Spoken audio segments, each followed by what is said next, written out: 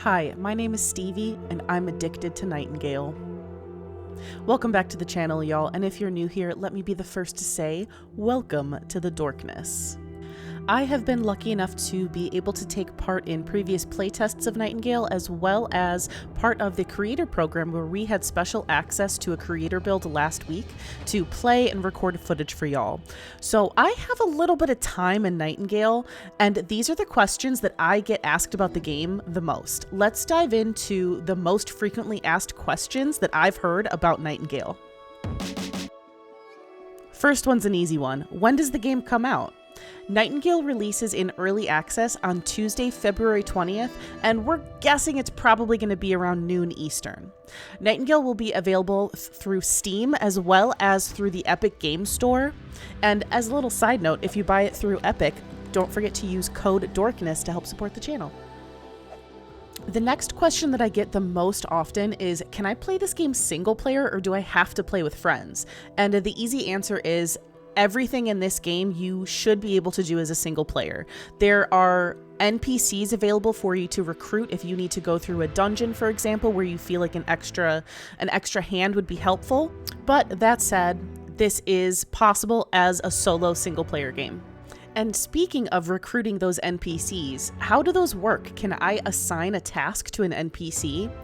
The quick answer to that is not yet. The NPCs are valuable in the sense that they can revive you if you get downed, they'll help you in battle, they can carry resources, and if you give them weapons or equipment or gear, they will scale their abilities with that gear score. But as of right now, they are not instructable, but that is something that I believe we should keep an eye on in the future throughout early access. Another question I see asked a lot about Nightingale is, can I play this game offline? And unfortunately, right now the answer is no. Nightingale is only playable with an internet connection. The devs have said that that is because they are hosting all of the servers for us. So the benefit to this is we don't have to rent a server to play with our friends. Our realms will always be available online asynchronously. So if I'm logged off and I've given you permission to come to my realm, I don't have to log in for you to be able to visit. So you can play with your friends and you don't all have to be playing at the same time. And speaking of playing with friends, there is obviously multiplayer to this game. How many friends can you play with? Well, that depends. You can have 6 players active on one realm at any time, but if you have a larger group than that, technically you can build more than 6 estates on one single realm. It's just only 6 players can be logged in at a specific time. And to follow up with this multiplayer discussion here, another question I get a lot is, do I have to progress with friends? Recent games like Enshrouded have kind of confused the way that progression will work in survival games. And let me just reassure you, with Nightingale, every character is able to progress at their own pace, even if you're sharing a realm with a friend. So you all have your own quests to do. You can't accidentally finish a quest on the realm to upset your friend's progress. Everyone in your group can play at their own pace, and you guys can group up when you're ready to take on the vaults and dungeons together. If I am playing with a friend, do I need to worry about PvP? There is absolutely no PvP in Nightingale. The worst thing that you'd have to worry about if you're playing with other people or if you're on a public realm is anyone that has access to your realm has access to all of your building and all of your chests. They could theoretically destroy your stuff, so don't invite people over unless you trust them. But as far as grouping up to take on bosses together, they won't accidentally conk you in the head while they're aiming at the automaton knight, and there is no active like player versus player combat.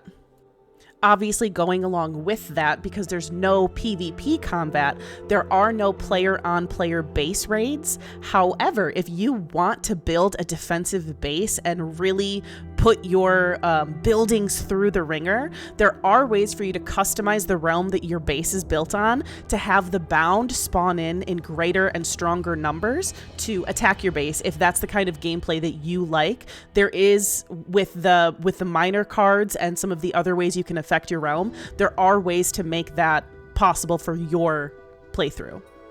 Another question I've seen a lot that has been, I think, on pretty much everybody's wish list for this game, are there pets in Nightingale? And we recently, just this last week, found out indeed there are pets in Nightingale, and you actually can get your very first pet for free if you watch any of the participating Twitch channels from the very first day of release through that first week. So I'll put the graphic up here. February 20th through February 27th, you can watch up to 8 hours of participating Twitch channels to receive not only these cool outfits, but also your very first little dachshund, this little fancy dapper dachshund man as a pet.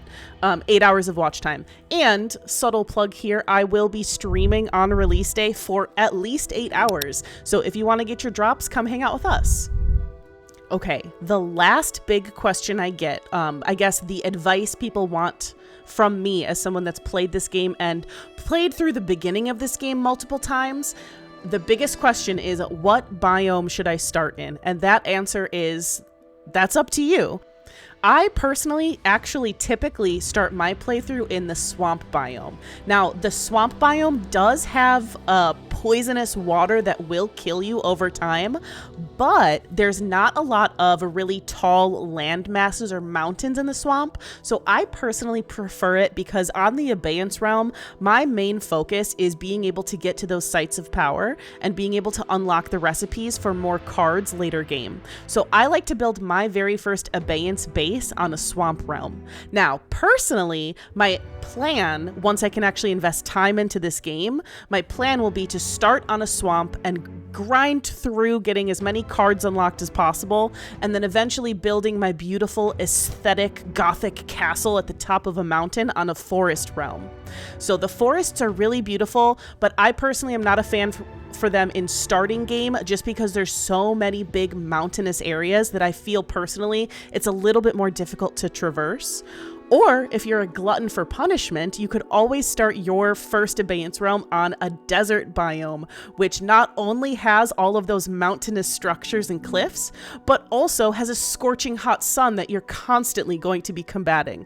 It's not too difficult to combat the heat with your umbrella or the natural shade that you find across the world, but it definitely adds an extra layer of challenge if you really want to go out into these realms and prove that you are the strongest realm walker. I don't know what that was, but there it is. That's all I've got for you guys today. Thank you so much for watching. Don't forget, tomorrow, Tuesday, February 20th at 11 a.m. Central, I will be starting my official Nightingale release party stream, both here on YouTube and at twitch.tv/Stevie the Dork, so that y'all can get your drops. Stop by and ask some questions about the game. Feel free to hang out, get some free cosmetics through the Twitch drops, and I'll see you guys there. Thank you so much for watching, and see you next time. Bye.